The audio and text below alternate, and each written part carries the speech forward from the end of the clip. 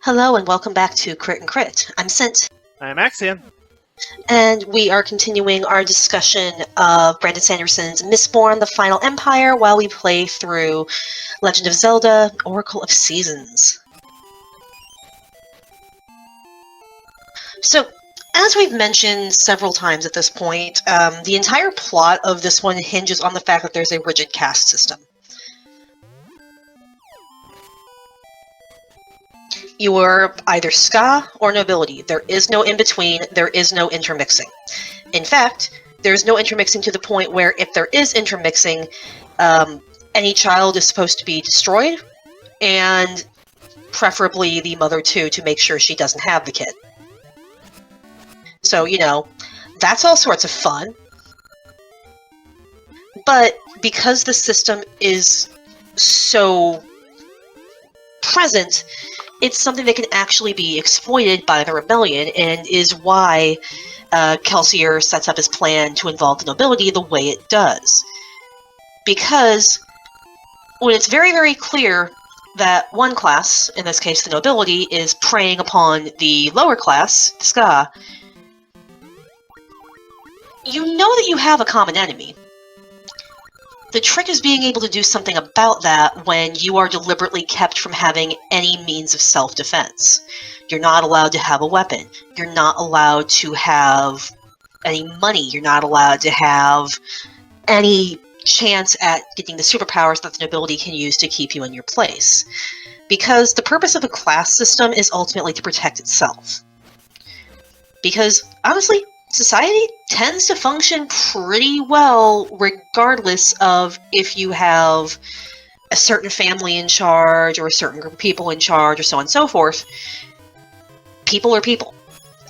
But the people in charge don't want anybody else to figure out that maybe society would continue to function if they didn't have their hands on the reins.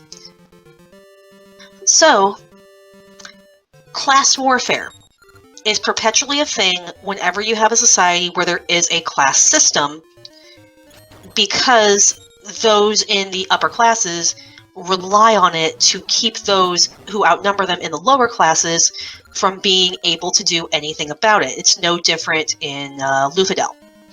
Yep.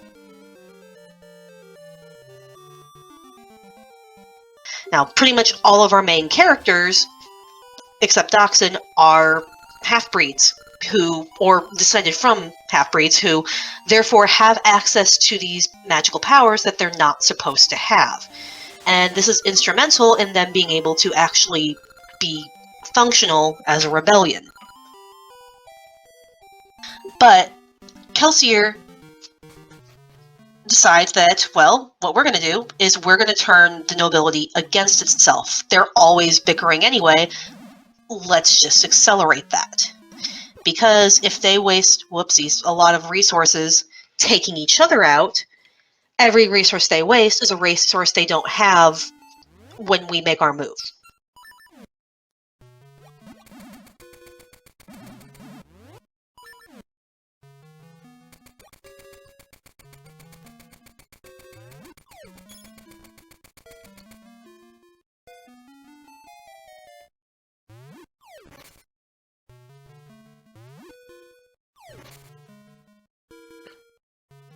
Which is a fairly standard and fairly reasonable pattern of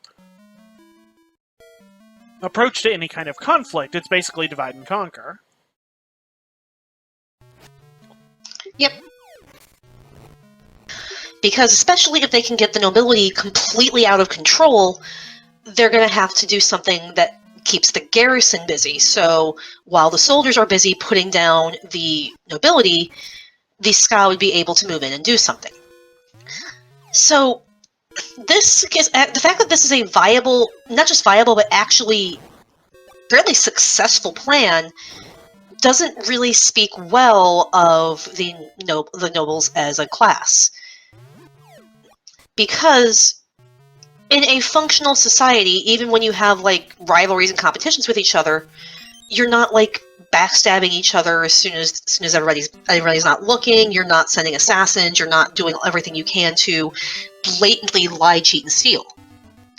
But this is far from an ideal society, and they've gotten away with this behavior for so long that it's no surprise that this is just how they've become. It's honestly very much like reading about Drow. But because they bicker constantly, it's really not that hard for Kelsier and company to start planting evidence that the other houses are working against the other houses. Yep, because they are. It's just a matter of the specifics that are in question.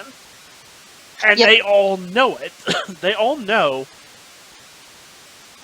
that Great House X and Great House Y have a rivalry, and that they are scheming against each other because they're always doing that. The question is, are they scheming about each other right now, and what particular goals are they scheming against each other about? And since that's always in question, Kelsier is able to take advantage of that by working with that understanding that, our rivals are always plotting against us to some degree, and just making up the specifics as best suits his plan. Because the nobles aren't going to question that Noble House X is plotting against us. Of course they are. Well, why wouldn't they be? Of course they want our stuff. Of course they want our position. Of course they want our influence. And when their spies or informants or whatever discover a detail that just happens to be fed to them by Kelsier, they just think it's their spies doing their job. Yep. Is this shallow enough I can walk across?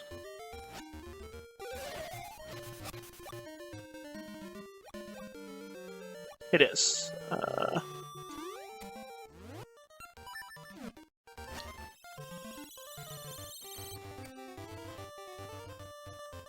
I don't know if ice is going to do me any good here. He said I was going to have to go back to the temple, so...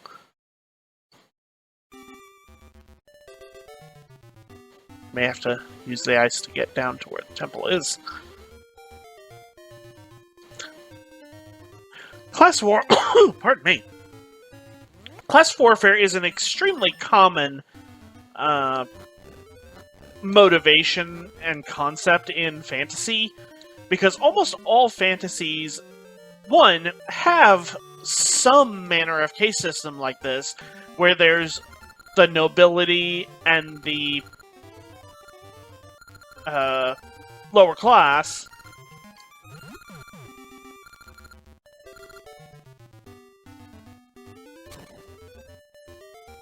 There. Yep. Like, it's almost like if you have a long history of flagrantly abusing people, they're going to harbor a grudge. The only reason they don't show it is because they know there's nothing they can do about it. But the instant they get a chance, you're going to feel years of pent-up aggression. So, really, the best way to prevent a violent uprising is to not force someone into a position where that's their only option. A riot is the cry of the unheard. Yep.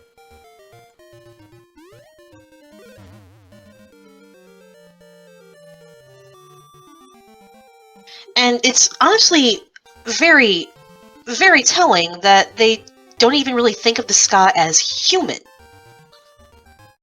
Yep. Just the way they talk about them, they treat them like livestock, which has all sorts of fun implications when you consider the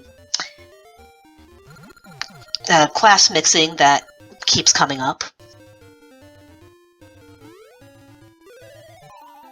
Oop.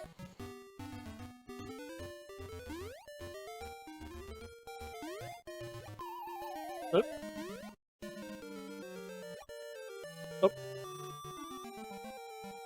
That's one spot of deep water.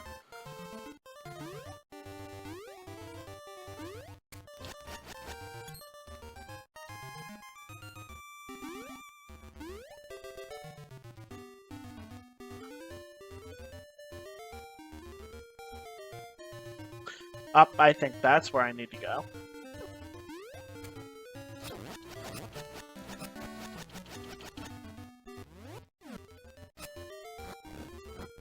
But yeah, really the primary difference in this setting is that the,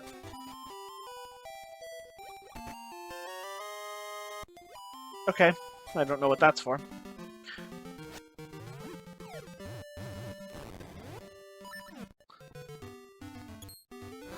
That the nobility are supposed to be the only ones with this supernatural power, whereas... And that's not, of itself, all that uncommon. There's a lot of settings where only the nobility is supposed to use magic, only the nobility is supposed to be priests, only the nobility is supposed to have access to weapons.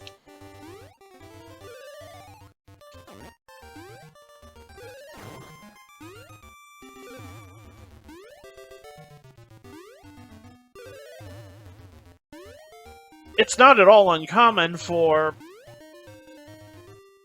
a setting to have something similar to what we have here, with the nobles being the only ones that are supposed to have special, unique abilities, and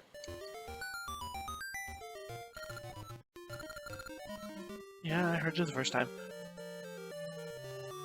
And in almost every occasion where this is the case, there's always some part of the story where non-nobles get their hands on this power in some way.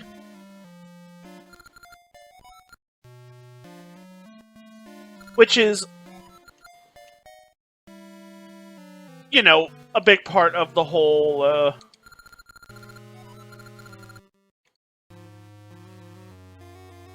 intrigue of the story.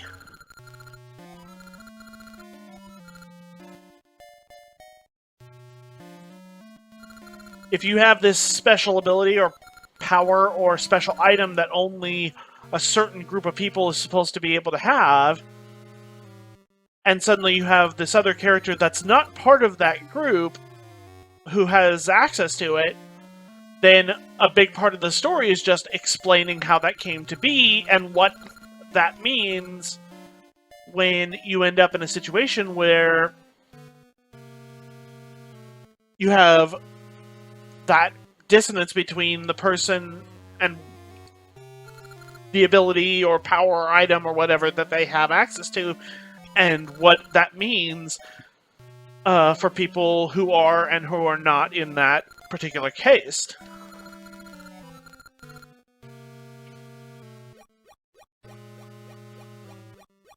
Okay, so I have to find where that went.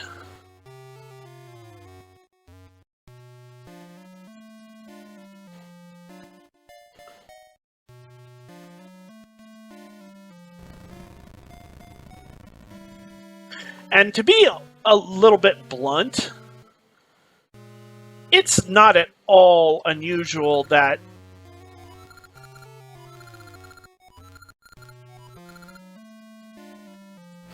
we have so many stories where you have an overclass with special privileges and abilities, and a lower class that lacks access to them and is striving to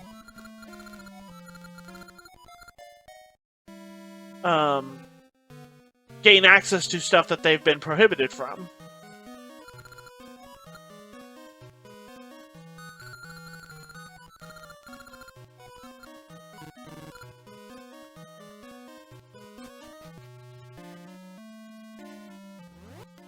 looks like I have to go dig in the desert. And it makes Ellen's little study group all the more interesting with the fact that they question some of this. Sometimes it's just, for some of them, it just seems to be, well, it's interesting for a thought experiment. But then you have Ellen, who's honestly flabbergasted at the fact that, look, yeah, she's Ska, as Vin, but she fooled us. We had no idea that she wasn't actually noble. This proves that there's not really any difference between us.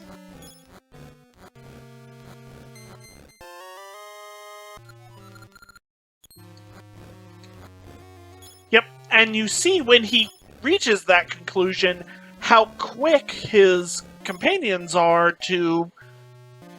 I don't think they outright discount it, but they're clearly uncomfortable with it and don't want to take it 100% seriously.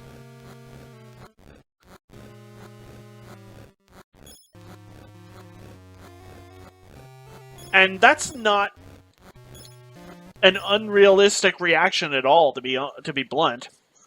It's extremely common for members of a higher upper class group to balk at the suggestion that, oh, hi.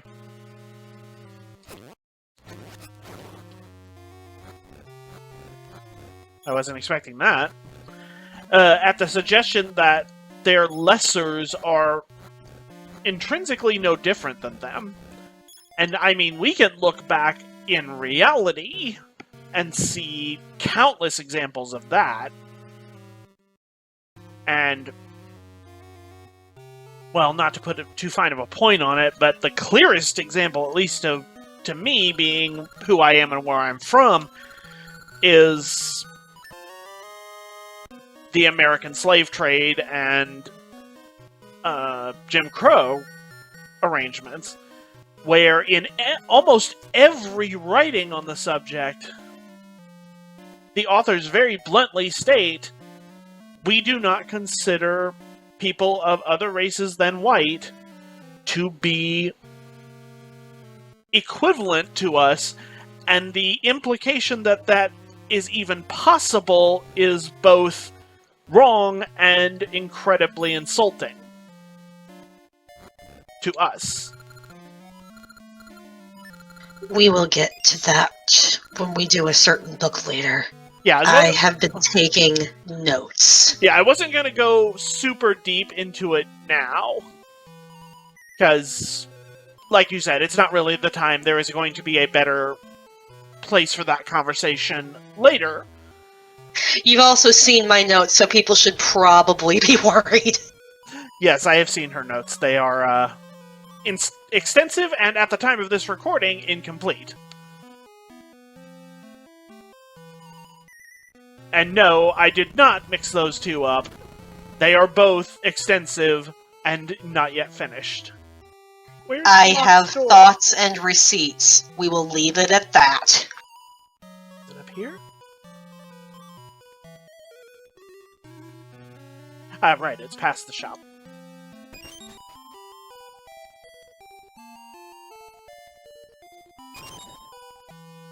I don't understand why they have a bow on top of their hood. It just said that she was a pop star who lost her bow, so I bought her a new one. Yeah, but... Do you want my honest answer? So you can tell they're a girl? Yes. Why not make her pink? I mean, she's already... Well, there's red ones around, I think, so they made her yellow to just stand out from them, from the red, blue, and green. Yeah, I don't know. Who knows? Alright, the locked door is up this way, I believe. But I just find the classic warfare interesting for Mistborn because the classes are not even unified. Like, the Ska all recognize that, yeah, we were put down, but then you obviously have the split of, we're going to do something about that, and I don't want to get involved, I don't want my family to be hurt. Well, that's actually not that abnormal. That kind of thing happened in the real world all the time. Oh, yes. Yeah, but I was also going to say, but then there's the nobility, the ones who are on top of the world, who are constantly infighting, and then you have the obligators and the inquisitors who've had an internal war in the upper crust of the upper crust. And honestly, it's the infighting within the upper crust of the upper crust that allows the revolution to ultimately succeed, because if they had just, killed Vin when they caught her, rather than taking her prisoner to prove a political point to the Lord Ruler, revolution over. Done. Yep. But that's also a common trope / story beat that is associated with this kind of story, is that the people in power are corrupt, because that's the kind of person that gains power, or that power corrupts, depending on how you want to read it. And you inevitably end up with the people in power being corrupt. And the good guys learn to take advantage of or exploit that.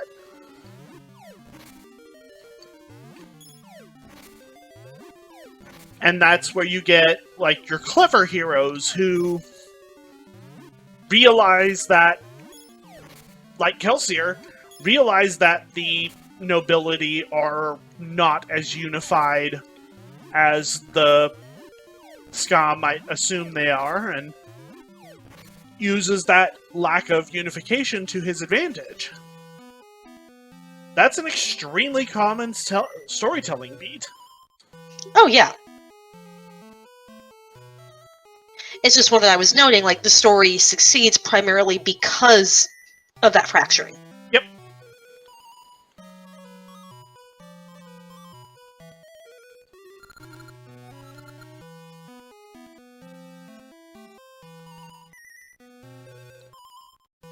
And this is the kind of thing that's,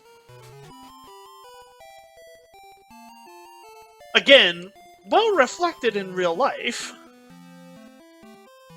A lot of conflicts with class structure, even in real life, have crumbled under their own weight because the powers that be that was great.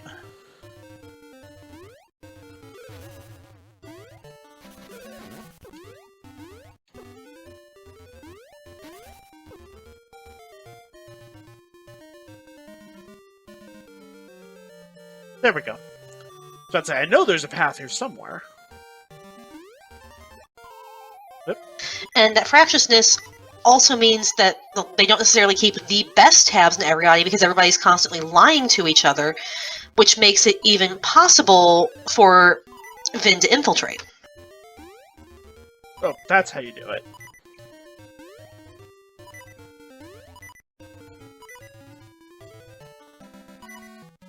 And as I was saying before I got distracted by nearly dying,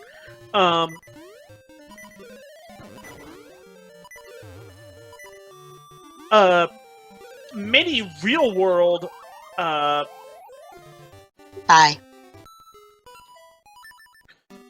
class struggles have been successful primarily because they exploited disagreements within the upper classes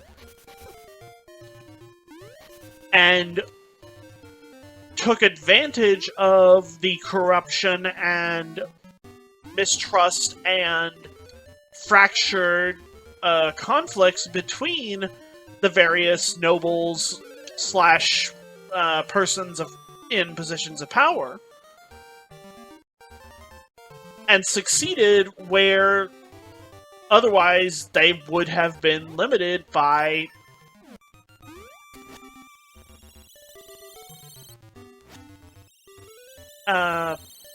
the limited access they have to resources.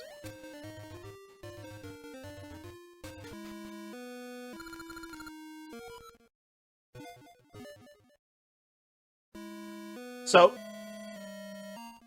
it's not an unreasonable position for Mistborn to take. Okay, I probably should have gotten a shield. Might help. I did not realize I was going to be dealing with those spiky dudes. But you have to, Yep, I need a shield. I can't progress with that one.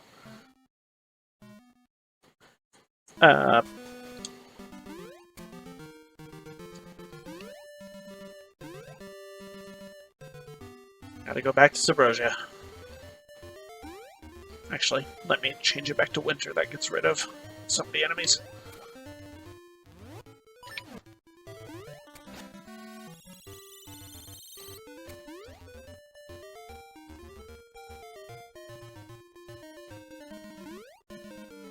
But yeah, there's a reason that class warfare is such a common storytelling beat in fiction, because it's an omnipresent situation in real life. Yep. And as much as a lot of people don't want to acknowledge that,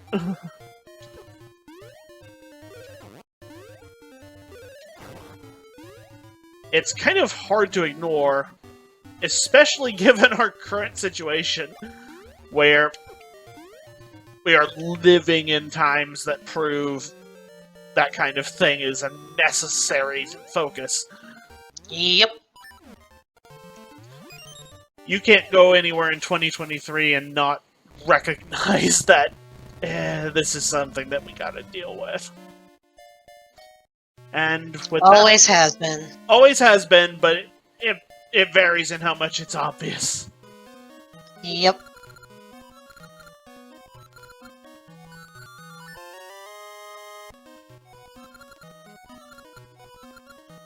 And shield.